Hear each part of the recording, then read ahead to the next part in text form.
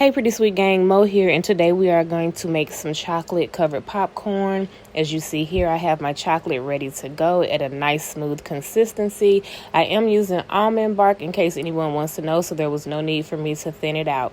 So what you want to do is get some popcorn, put it in a stainless steel bowl, and you want to pour your chocolate in intervals, not all at once. So as you saw me do, you want to take your chocolate and drizzle it over the top of your popcorn, and you want to begin to fold your popcorn into itself until every kernel has some chocolate. It will not be fully coated because you're going to do maybe about 3 to 4 coats, but you want to do a little bit at a time. You want to take your time and not just go right in and dump chocolate on your popcorn. You're going to miss a lot of kernels. So once all of your popcorn has some chocolate on it, you want to go ahead with your second interval and drizzle more chocolate on top of your popcorn. And you just want to repeat those steps. Continue to fold the chocolate into the popcorn until all of your chocolate is gone. The more that you stir and fold gently without breaking and crushing your popcorn, the better coat that you will get. Now you're going to see a little bit later in the video, I'm still going to have a small amount of popcorn showing through the chocolate. If you are a stickler and you want your popcorn kernels to be completely covered, after you get to a certain coverage, you want to go ahead and pour your popcorn out onto your parchment paper or your silicone mat and allow your chocolate to set. And then you're going to use your hands and you're going to break up your popcorn into individual kernels. You're going to go ahead and put it back in the bowl, and you're going to do another coat of chocolate and just fold it into itself once again. Now I'm not going to do that today because the coverage that I'm going to achieve is going to be good enough for me, but it is totally up to you guys. So this is my last interval, and I'm just going to continue to stir and fold until I get everything fully coated as needed.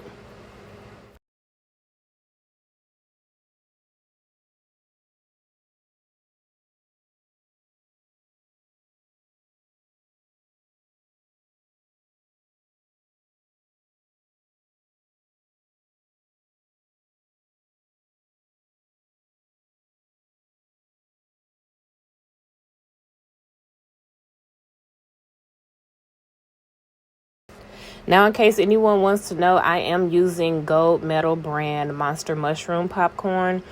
For me, it is the best popcorn to use when making my popcorn treats, as far as making popcorn balls, chocolate covered popcorn, and candy popcorn, especially for candy popcorn, because it is created to hold up well and not kind of shrivel up and shrink once you pour that hot temperature candy on top of it. And you actually get larger kernels, so it's my favorite popcorn to use as a treat maker. So my popcorn is looking pretty good. It's getting coated pretty well.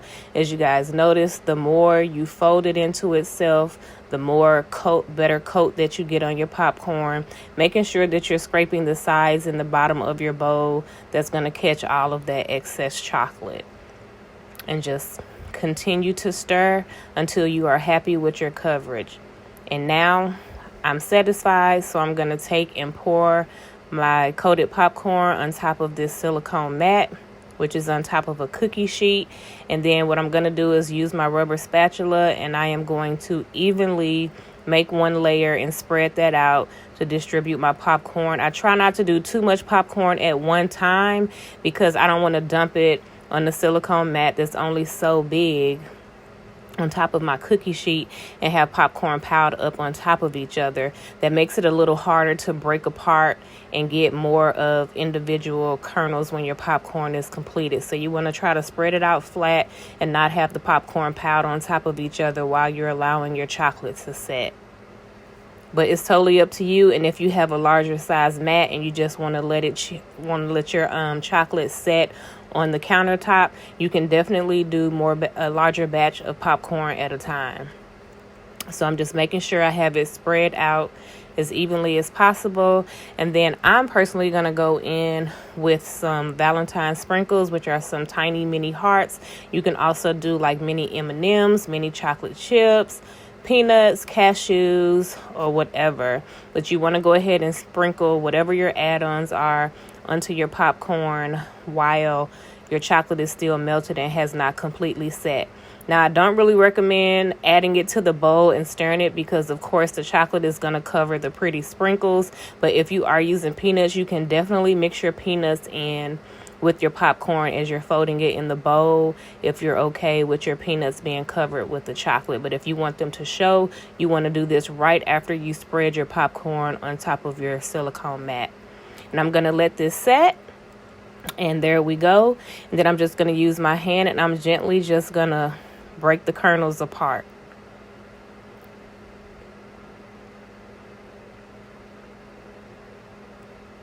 And I'm just going to take my time and be gentle because I don't want to crack the chocolate, break it up, have it looking all ashy or anything. And I really just want to lightly touch it and touch each kernel really quick because your hands are warm naturally. So you don't want to melt any of the chocolate on the popcorn if you're holding it in your hands too long.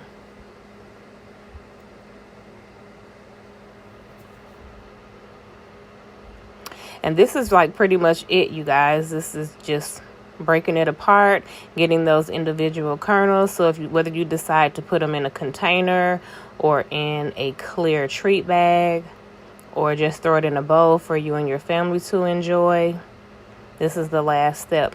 I hope you guys enjoyed this video. I know it was a little simple dessert, but I just love making content and I thought it would be fun, something fun to share with you guys. So enjoy. Let me know in the comments if you have any questions or anything. I'll be more than happy to answer those. And I hope you guys have a great Valentine's Day and I'll see you in the next video. Thank you for watching.